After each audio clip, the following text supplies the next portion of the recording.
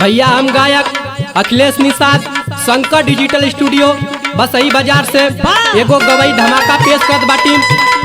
आप लोग के जरूर पसंद आई। क्या बात है? एगो दुल्हन अपना दुल्हा से बड़ा आस लेके एगो बात कहले बा। का कहले बा पंकज भैया?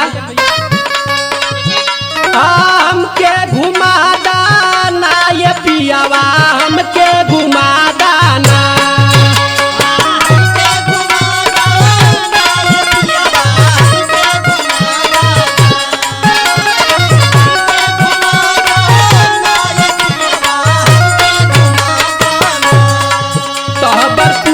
कप्तानगंज बाजारिया, तहबरपुरिया कप्तानगंज बाजारिया, पियावा हमके घुमा दाना।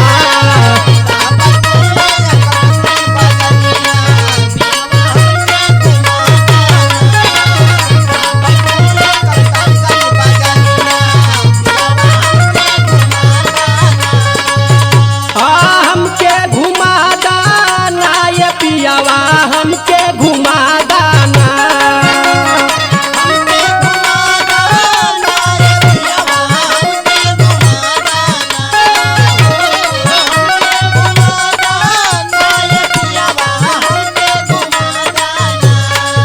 तहबरपुरिया कप्तानगंज बाजारिया, तहबरपुरिया कप्तानगंज बाजारिया, पियावा हमके घुमा दाना।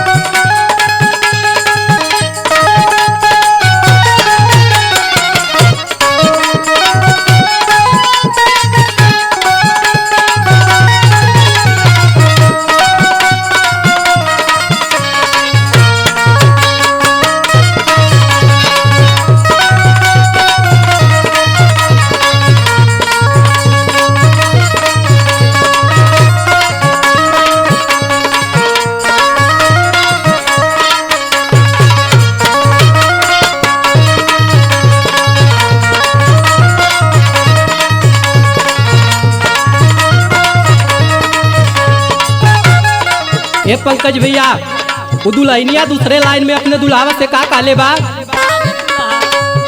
बड़ा दिन से करे मोरा मनावा,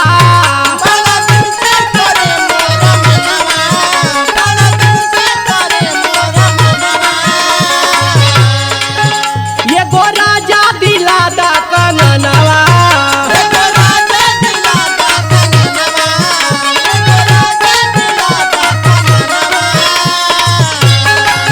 पूरा करा तू हमरो सपनावा, पूरा करा तू हमरो सपनावा, पियावा हमके घुमा दाना।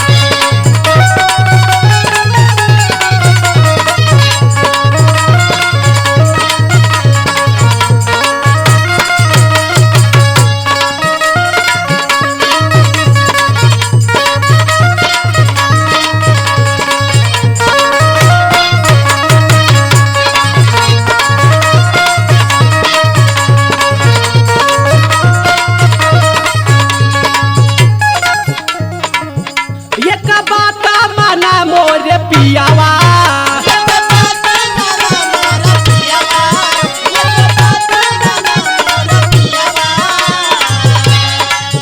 मंदूरी में खिया दाती कियावा।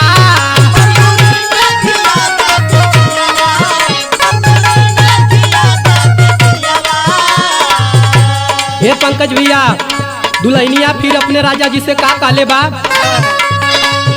बाबा का जलेबिया खियादा, बाबा का जलेबिया खियादा, पियावा हमके घुमादा ना।